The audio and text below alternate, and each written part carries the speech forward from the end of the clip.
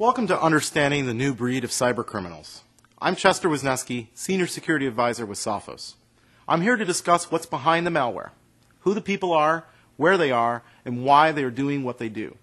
Why is going to become very obvious to you. There's a lot of money involved. But first, let's take a look at where spam is coming from. If you look at the statistics, America looks really bad. There's also a lot of spam sent from India and Brazil as well. If you look at it by continent, though, you'll see Europe and Asia are the highest. But what these numbers really represent is the number of infected computers on the internet. Now, many spam threats ultimately lead you to malware. In the old days, malware threats were mostly about fame. You know, I'm more clever coder than you are. One of our founders, Jan Hruska, nailed it in a newspaper interview. He said, in the past, most virus writers were computer-obsessed males between the ages of 14 to 34. They had a chronic lack of girlfriends, were socially inadequate, and perfectly willing to create chaos worldwide to spread their digital graffiti. Who best represents the malware authors of the 21st century? Bernie Madoff. He made off with $65 billion, and that's the name of the malware game now, stealing lots of money. We're seeing pseudo-legitimate-looking business people running large, complicated criminal networks. They're not infecting your computer to send you a message, but to sell you a pill, a watch, or some other product. And once they've infected your computer, instead of just sending spam, perhaps they'll just steal your bank login or identity.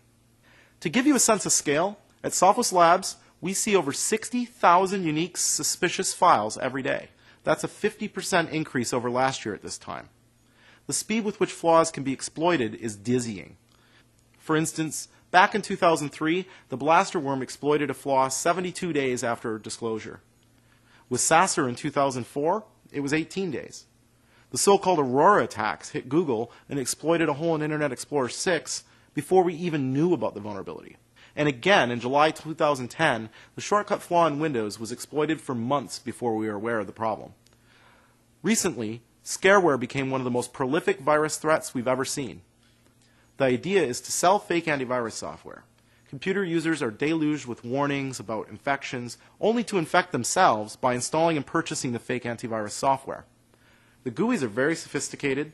They look like legitimate antivirus products.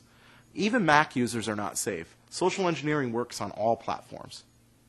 This is how it works. These guys commission someone to write fake antivirus software and simply host it on a nice fancy website on some server, often in Russia.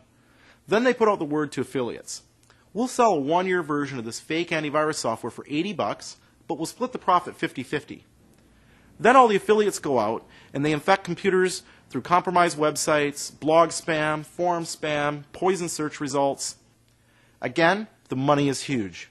Some of the guys running affiliates earn up to $150,000 a week. And remember, that's just half. The other half goes to the people who are creating the malware. When criminals are making that kind of money that easily, they're not going to stop. We're now seeing these attacks move on to Facebook and Twitter, where they compromise someone's account and start sending messages as the victim. You click on a link thinking you're going to see your buddy's keyboard cat or Rickroll, and you end up getting infected or scammed instead. Where's the deterrent? While Bernie Madoff got a 150-year prison sentence, 18-year-old Sven Yaschin got probation and 30 hours community service for unleashing the Netsky worm and causing billions of dollars of damage worldwide. Brendan Roy Taylor of Perth, Southwest Australia, stole more than 56,000 credit cards and 40,000 identities and got a $150 fine. The U.S. is ahead of the curve on this one. They have strict cybercrime laws. I believe other countries really need to do the same. I hope you take away how fast things are changing. The players, their tactics, and their speed. And the reason is simple. The money is breathtaking. There are millions, possibly billions of dollars in this industry. The criminals aren't going away, and at Sophos, we're never going to stop fighting this fight. If you'd like to learn more, join us at a live Anatomy of Attack event in a community near you, and check out some of the other videos and related resources on this site.